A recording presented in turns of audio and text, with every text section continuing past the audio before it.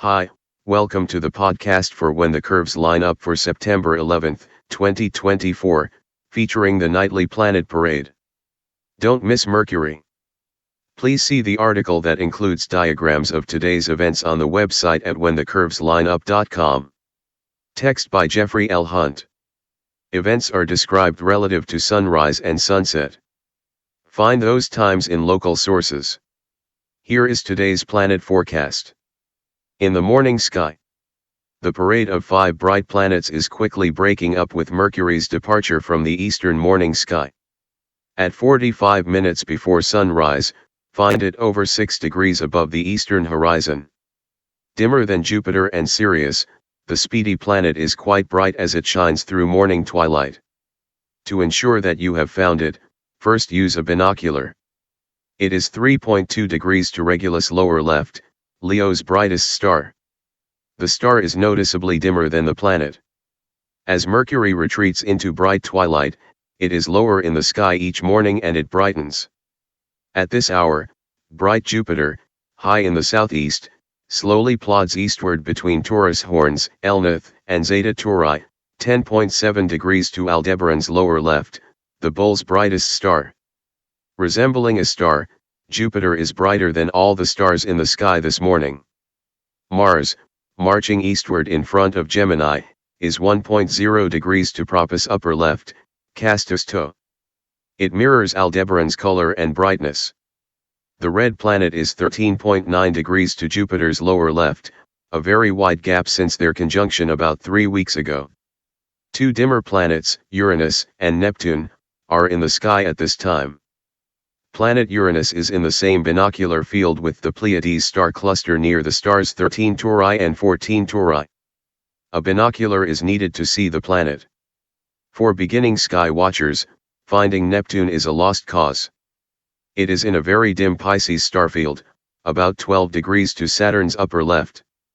The ringed wonder is over 5 degrees up in the west-southwest. At this hour 6 planets are in the sky.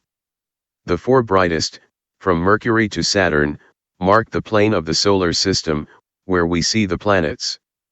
The distant stars that form the starry background behind them are part of the zodiac. The Mercury-Saturn gap is nearly 170 degrees. From east to west, the zodiac constellations in the sky are Leo, Cancer, Gemini, Taurus, Aries, Pisces, and Aquarius. On occasions, the moon and planets are seen at the edges of Orion and Cetus. In the evening sky. Each evening, the 5 bright planet parade begins in the western sky with Venus sighting. The evening star is 5 degrees above the western horizon at 30 minutes after sundown. Venus is closing a gap to Spica, 8.1 degrees to its left. They are too far apart to fit into the same binocular field. Find Venus and move the binocular slightly to the left. Venus disappears out of the right side of the field and Spica enters the left side.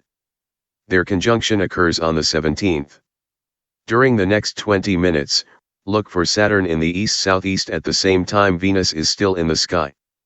This observation is easier as the month progresses as Venus sets later and Saturn is higher in the sky. The planet parade is shifting toward the evening sky. Jupiter is visible with Venus and Saturn during early November, followed by Mars during December. The 5 bright planets, along with Uranus and Neptune, are visible when Mercury enters the western sky during mid-November, although Mercury sets before Mars rises.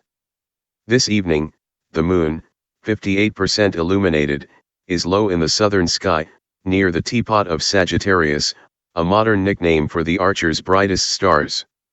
Because of the moon's brightness, use a binocular to see the pot as well as Lysith and Jola, 2 stars at the Scorpion Stinger, to the moon's lower right. The lunar orb is about midway from Venus to Saturn. From Saturn to Venus, the zodiac constellations in the early evening sky are Aquarius, Capricornus, Sagittarius, Scorpius, Libra, and Virgo. Be sure to look for this nightly planet parade before Mercury departs the morning sky. Thank you for listening.